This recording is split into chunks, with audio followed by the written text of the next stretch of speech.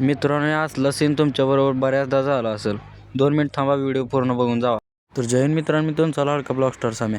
आज आपल्या मावस भावाचा होता कांबड्याचा कार्यक्रम. आता विषय काय, जी खात नाही ते म्हणणार मुक्या जनावरांचा श्राप घेतात आणि जी खाताय ते म्हणणार आम्हाला का बोलवलं. हा विषय जागेवर सोडून आपण निघालो आपल्या कार्यक्रमात. तेवढ्यात हे बाळराजे म्हणले तुम्ही व्हा पुढं, आम्ही आलो मागून. मग काय आम्हाला दम निघत नव्हता. नाही सॉरी मित्रांनो, मी खात नाही, मी शाकाहारी. तितक्यात म्हणलं आपण आपलं नियोजन लावलं गाडीचं काय करायचं. तिथून पुढल्या प्रवासाला गेल्यानंतर ह्यांच्याशिवाय पुढलं कामच होणार नव्हतं. त्यामुळे ह्यांना आधी म्हणलं तुम्ही हा पुढं चला.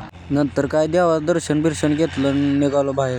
तितक्यात ह्यांचं काम सुरू केलं. त्या कोंबड्याचं वाईट तर वाटत होतं, पण करायचं काय, आपलं कोण ऐकणार नव्हतं तिथं. आणि वयस्कर माणसांच्या पुढं आपण बोलायचं तरी काय. नंतर आपली पाहुणी रावणी गोळा करायला सुरुवात केली. ना दुसरा कोण नसून हाच होता. ह्याला ओळखता तुम्ही, रिस्टार कल्याण खरात. तो कौन सा तीर मारा, ऐसा कौन सा एहसान किया दुनिया पर पैदा होकर. तर इकडं आपल्या मटणाचा कार्यक्रम सुरू झालता. हे बघा शिजून.